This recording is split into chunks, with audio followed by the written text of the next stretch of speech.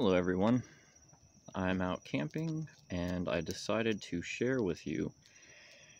I'm very excited to announce that I've been working on my fantasy novels again, and I've got a prologue and a first chapter. This is what I would consider a rough draft. I'm going to add in a lot more detail and such in the future, in future drafts. But the name of my fantasy books are called Fate's Cartography. It's going to be a series of books, and I'm super excited to read through my prologue and first chapter for you guys. Alright, so prologue. The sound of water dripping into shallow pools echoed throughout the dark chasm. The only light was coming from her, a beautiful Yvette with long braided hair. Was it blonde? Crew could not remember. No, Crew was not his full name, but it was all he was ever called anymore. He shifted to his paws to see if he could still stand. With a wiggle of his wet nose, he wondered how neither hunger nor old age had claimed his life yet. How long had it been? He looked back at the Yvette. She wore close-fitting silks, and her face was strained. "Cyrene," he said to himself. The words slipped past his sharp teeth and echoed back to him. It sounded right.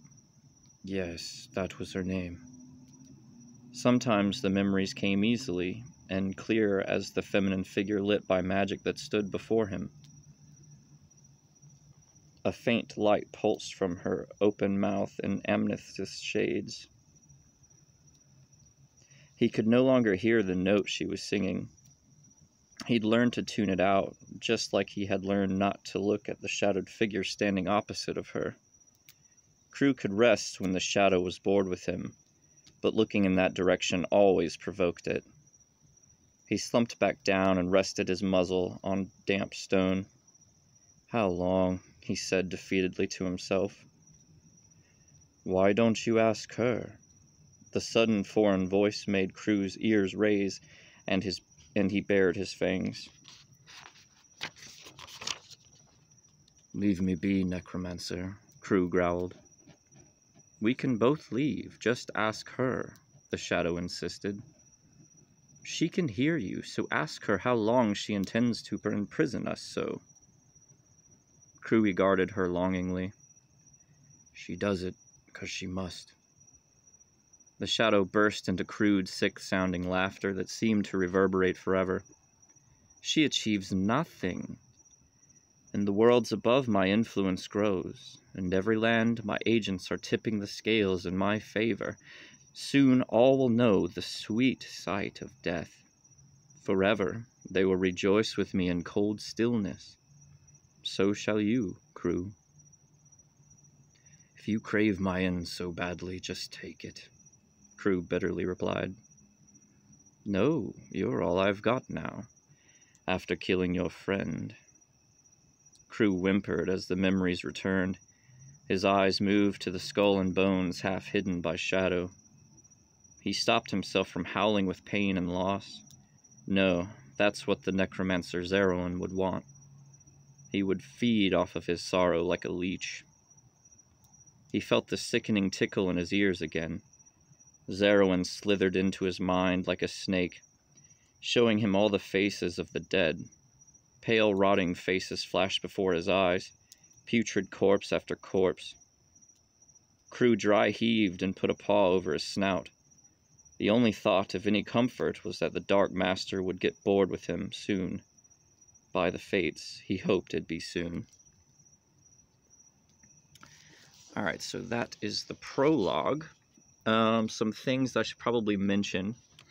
Because it is a fantasy series, an epic fantasy series, there's going to be a lot of terms that you're not going to know right off the bat, and you'll slowly figure out. There's going to be a lot of foreshadowing that doesn't make sense right off the bat, but in epic fantasy fashion, gradually you'll get clues and start to piece things together. But I did want to go ahead and mention that in my fantasy novel, there are certain terms that I wanted to go ahead and reveal to you. Evanel are sort of like elf-type race, pointy ears and all.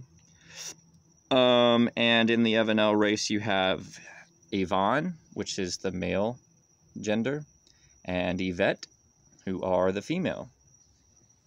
Yvonne and Yvette, so that'll help you kind of understand a little bit more what the hell I'm talking about. All right, let's continue. Chapter 1. The wooden carriage creaked and swayed as it winded up the smoothened stone streets of Kylam. Along the many cramped residences, citizens displayed the goods of their professions, often shouting a greeting to Ethrin as he passed them by. At first, he had been polite enough to look up from the scroll he was reading and give a response, but he finally realized there'd be no end to it. He resigned himself to pretending he didn't hear them. It was the first calendar day of a new circle. After 187 nights of darkness, the sun had appeared, resting lazily just over the horizon. Ethrin strained his eyes to read as the carriage passed between elongated shadows. He hoped there'd be an opening in the many stone buildings soon. Tarathia, the wild goddess of this world, fell victim to the unending Dulian War, Ethrin muttered aloud as he read, forever caught between the fates of good and evil. Which scroll is that, lad? The driver of the carriage questioned, startling Ethrin, who had forgotten the Evanel was there. Fate's Conflict, Ethrin answered dismissively, eager to return to his reading.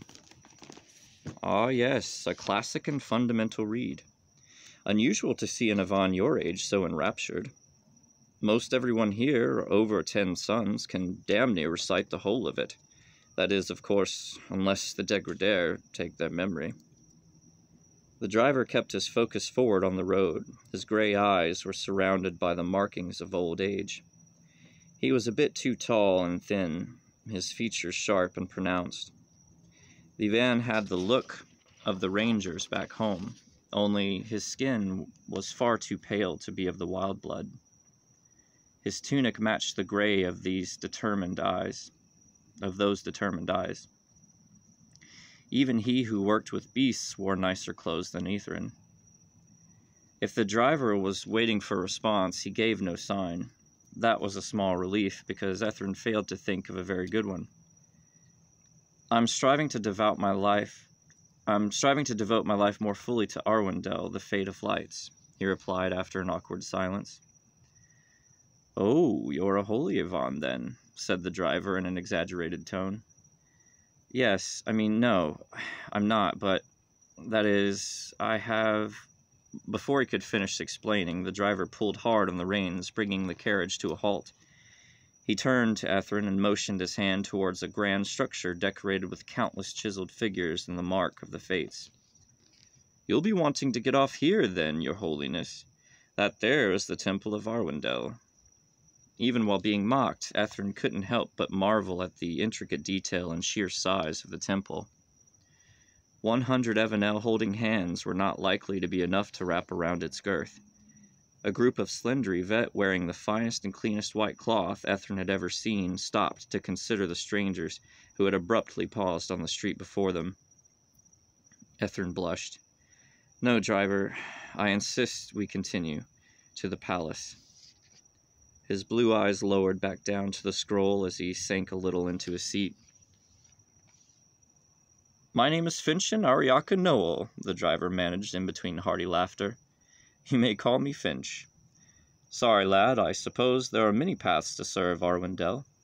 I meant no disrespect. Have you been called to join the guard? Volunteered. At hearing that, Finch's brows raised in a most satisfying way. Ah, oh, very good. His voice made it seem not a very good thing at all. You do know the war grows more perilous, don't you? Ethrin swallowed, but did his best to reflect in a van of great resolve. Yes, I know. He noticed the many spires of Sky Palace drawing near. It was some comfort to know that soon they would arrive and this conversation would be over. Well, young sir, at least give me your name, so I might thank you for your bravery. Hold on a second. I gotta add more tinder to the fire.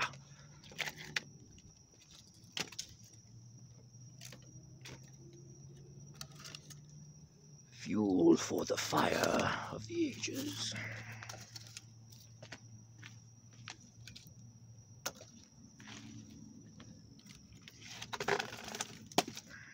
That'll keep her going. Where was I? Oh, yes. Well, young sir, at least give me your name, so I might thank you for your bravery. Not soon enough, Ethrin muttered to himself. He wasn't sure if Finch was sincere or not. No one had ever referred to him as brave before. Finch was far more curious and intrusive than anyone in the forest. The thought that everyone here might be just the same made Ethrin want to turn around and run home. He suppressed the urge. Ethrin, he replied, bracing himself for follow-up questions. He could have stayed silent the whole ride, but being rude would have made him just as uncomfortable. Just Ethrin? Finch pushed with a teasing smile. Ethrin let out a long breath. Yes, actually. I never knew my kin. I have but the faintest memory of my parents from when I was very young. My family name is lost with them, and I have yet to be given a third name. I expect to learn one in the service of the guard. Finch's smile had been replaced with an astonished look. It was a common reaction. Evanel simply did not go missing without so much as a scroll naming their newly born offspring. For there to be no record, no surviving relative to account for a child was unheard of, but it was the reality Ethrin lived. Where are you from, Ethrin No-Name? Finch looked him over as if he were a puzzle. The forest village of Lieven. The rangers fed me until I could take care of myself. The answer only made Finch look more surprised. How old are you, boy? His tone carried a new weight of seriousness that Ethrin didn't care for. The threat of war almost seemed preferable to all this prying conversation. To his dismay, their pace slowed considerably the closer they got to the palace. They were often detained by other carriages, and Evanel wearing bright-colored silks passing to and fro. 50 sons, Ethrin replied reluctantly. He hoped the annoyance on his voice would buy him some silence, and to his surprise it did. Finch sat gripping the reins tightly, looking straight ahead, his brow furrowed and his jaw worked back and forth. The street opened up and wrapped around a large circle of grass, broken by walking stones and weeping lilies blooming in every color. At its center, a large gray stone statue loomed over a fountain.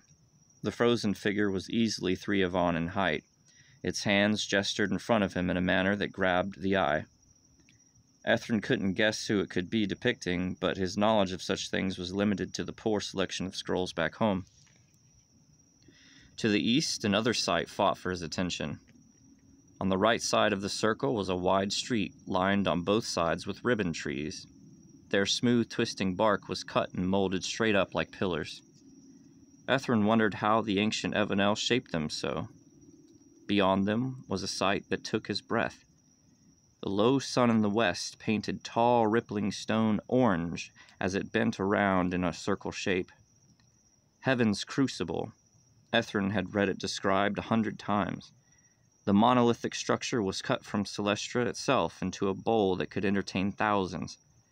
As if holding it up, 2 dark stone statues leaned their backs against the front walls on either side of the entrance. Ethrin recognized those as the likeliness of King Dyrite. By the fates, Ethrin said to himself quietly. He said it again as they started on the road splitting off toward Sky Palace. No longer hindered by small buildings, Ethrin could now see every perfectly placed block of its splendor. Evanel were nothing if not consistent. The palace looked to be a mix of all the architecture he had seen thus far. Shaped like a fountain with massive spires that twisted like the ribbon trees, it dominated the northern sky. Finch brought the carriage to a stop well before the first main gate. This is obviously your first visit to Kylum, so a bit of advice for you, boy. He gripped Ethrin's shoulder painfully tight. Listen and learn fast, but be slow to speak. There are sentences worse than death, and beyond that gate a regime is eager to hand them out. Don't say anything you wouldn't while in the presence of the king himself, even when you think you are alone or in good company." Excuse me.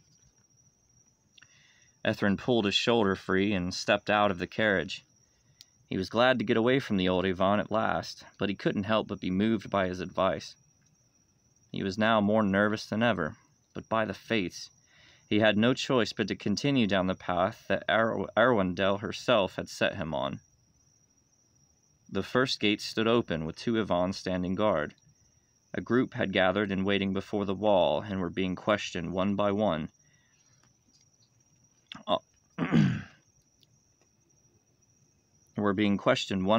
By an Yvonne holding a scroll.